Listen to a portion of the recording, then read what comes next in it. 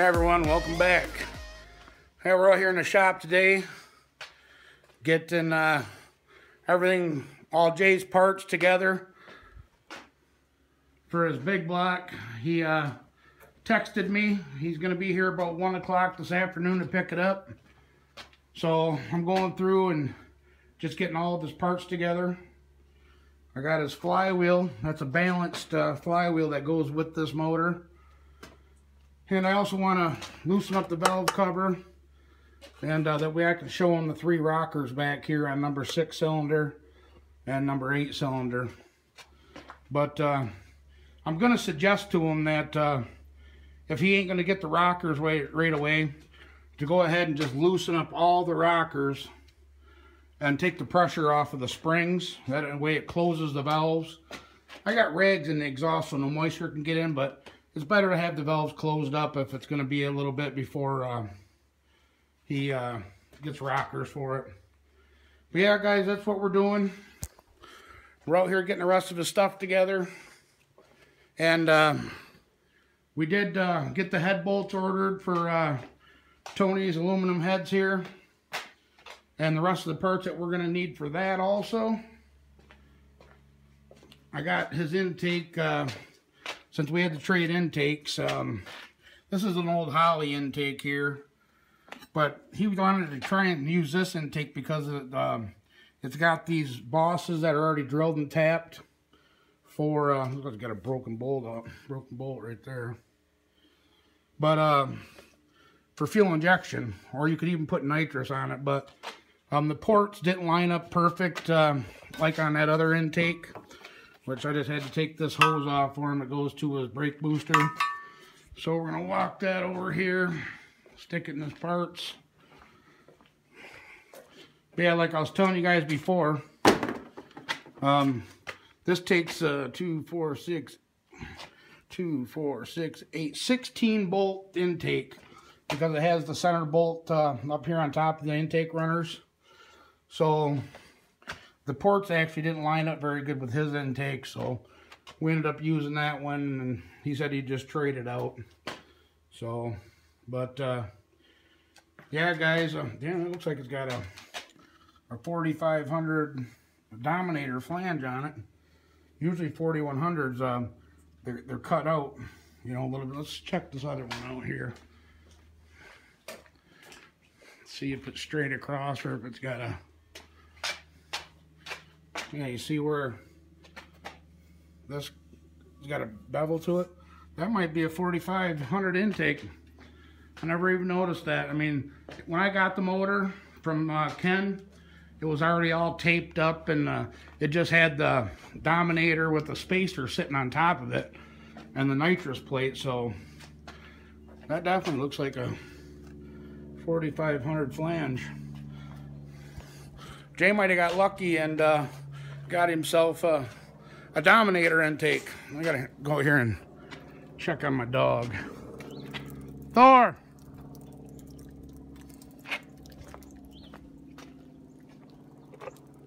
Oh, he's out back. Go ahead, go potty.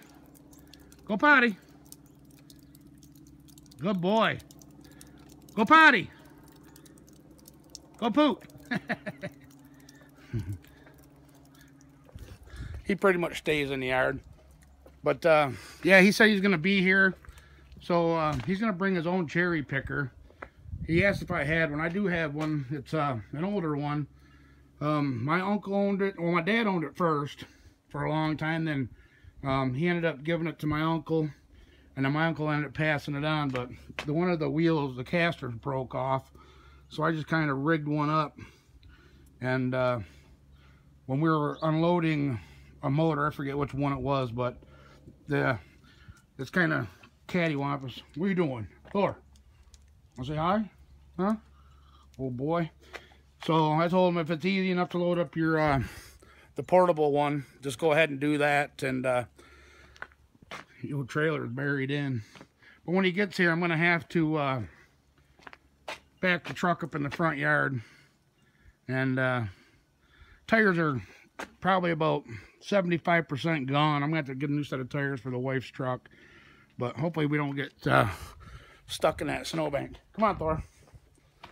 But, let me let him in there. Come on, let's go in the house. That way I ain't got to keep an eye on you.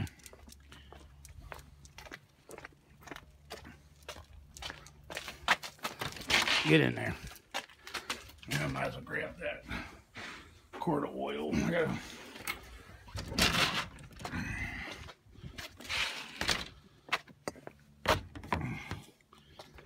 We're going to throw a half a quart in the wife's truck here.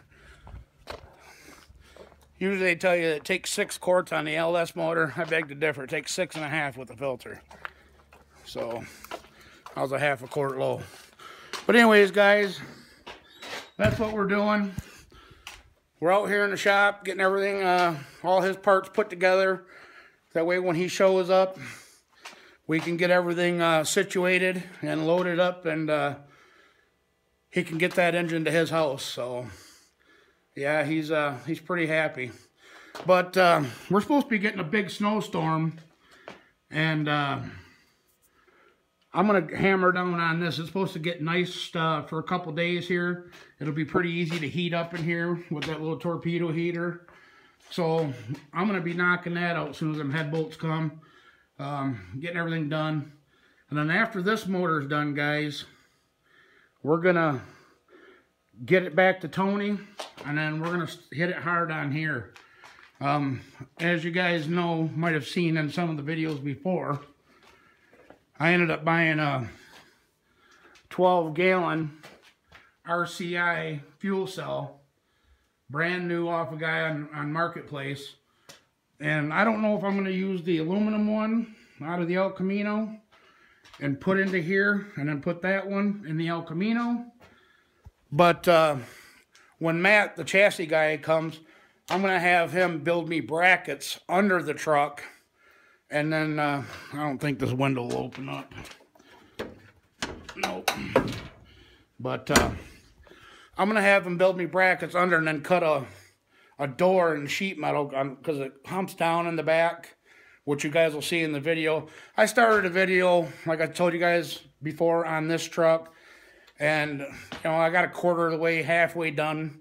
You know, I'm trying to get all the details in it. But I got to slide it away from the wall to be able to get the back hatch open, and get the jack under it, and then finish the video on the back half of the truck. But anyways, when you have a vehicle like this and a fuel cell, you know, if you mount it in the back, they want a bulkhead wall or a fireproof wall.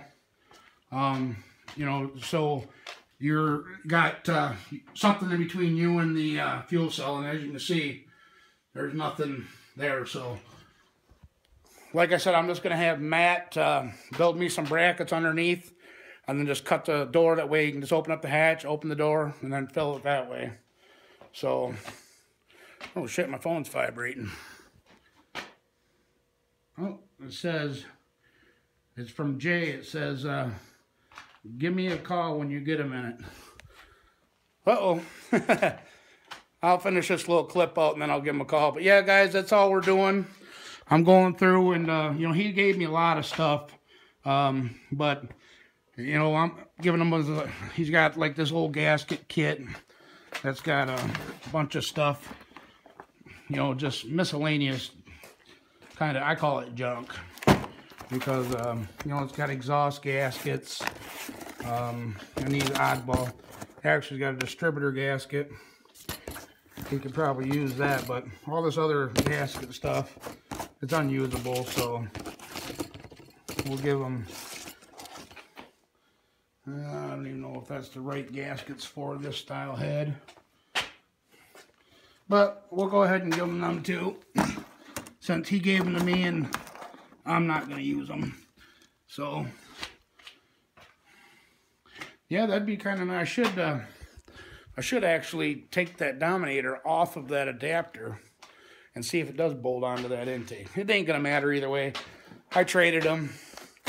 But, you know, when I buy my new AFR heads, which I'm going to be doing here within the next couple weeks, is getting them ordered, I'm going to be buying a matching AFR intake. So, and it's going to be a rectangle port head and a rectangle port intake. So, you know, like I said, Jay gave me the old crank, the old heads, pistons and rods and everything are back there.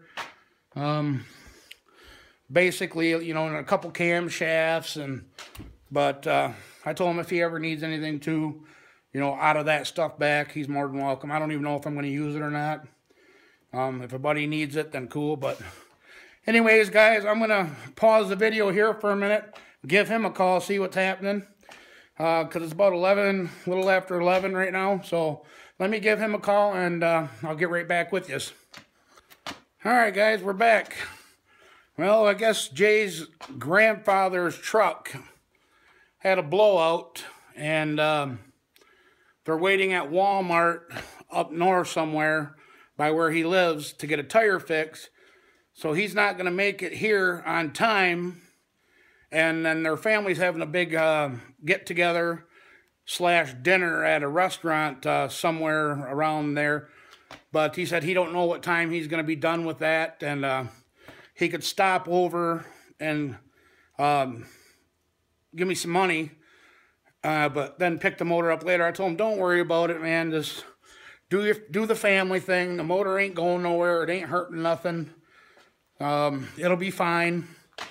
But it seems like every time, you know, the big block saga continues, you know.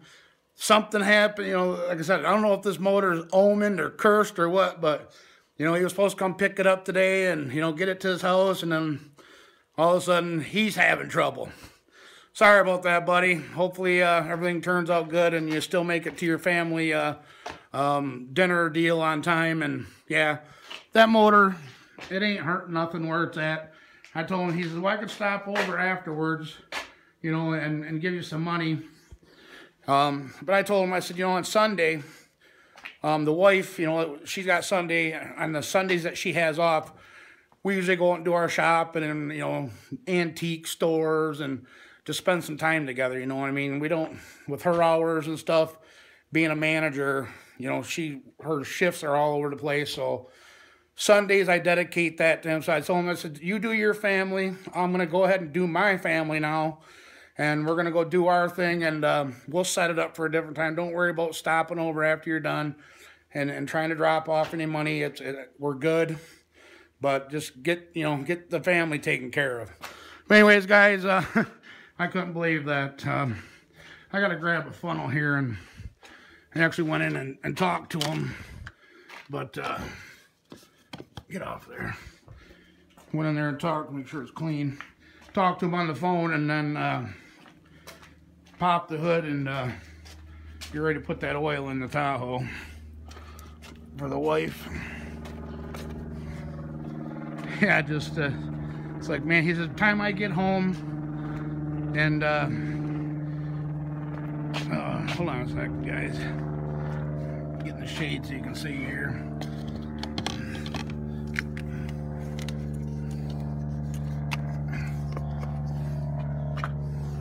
But he was like, yeah, every time I get home from dealing with my grandpa's flat tire situation, try and load that cherry picker up and then make it to, you know, I'll be cutting it close to get to the family. Told him, don't worry about it, man. It is what it is. It'll be fine. It ain't hurting nothing where it is. I understand he'd probably like to get it home and, you know, check stuff out and get his rockers ordered. But I told him I already used the other half a quart in the garage, guys. I had an extra half a quart, so I don't think I just dumped a whole quart in when it was only a half a quart low. I found this when I was in there rummaging around before, in between clips here.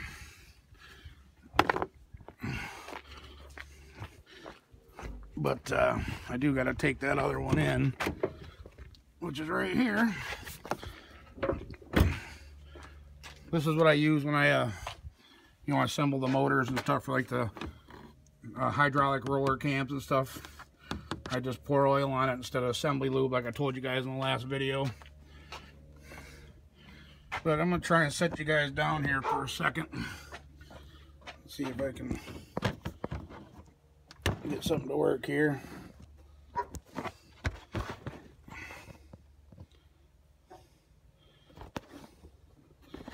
without crashing and burning. So I can check this real quick. Make sure it's good to go.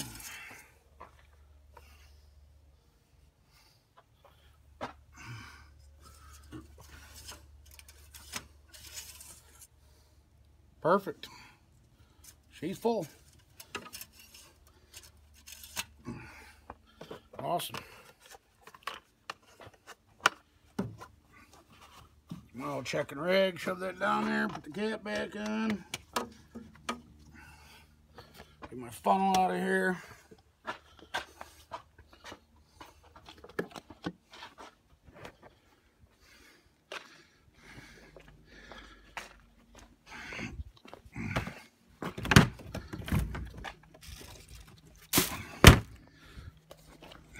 Yeah, but so I told him anyway, we can set it up for next weekend. It'll be fine. But another thing I wanted to tell you guys too is that I said before, shit, there ain't that much on it, that after Tony's IROC 5.7 liter, after I get that done, I was going to take a break and then, you know, focus on my truck. But I forgot to tell you guys, he's actually got a lady that comes into the shop that has a 79 Camaro with a 350 bone stock, and she wants it rebuilt, just basic rebuild. So I'm gonna, you know, I'll probably take that job on, but I'm gonna do it at Tony's because they're pulling the motor out there. So I'm just gonna check it, take the heads off, make sure it has no ridge on the cylinders, and basically just hone it. Rings, rods, mains, brand new gasket set, relap the valves in, and just a basic rebuild, you know. Of course, I'm going to dial bore gauge to make sure the cylinders ain't warped in the center, or, you know, they're not ovaled. So, but anyways, guys, that's going to probably, that way it frees up this area, you know, and I'm definitely going to get started on my truck. After, you know, I'll probably get started on it even before Tony's gets done, but run over here and shut this hood. But anyways, guys, I figured I'd give you the update on Jay's situation. We thought it was leaving today, but as they say, shit happens, and it is what it is. It ain't hurt nothing, so we'll throw this oil in the garage here and shut everything down, and me and the wife go change my clothes real quick, and then we're gonna go do our thing. But anyways, guys, I want to thank everybody for this kind of off-the-wall video. I thought I was gonna have some footage of getting that big block loaded in the back of Jay's truck and getting his reaction, but I guess we'll do another one of them videos next weekend. But until then, guys, I really appreciate everybody for watching. Don't forget to like, comment, share, subscribe, and we'll catch you on the next video. All right, bye-bye.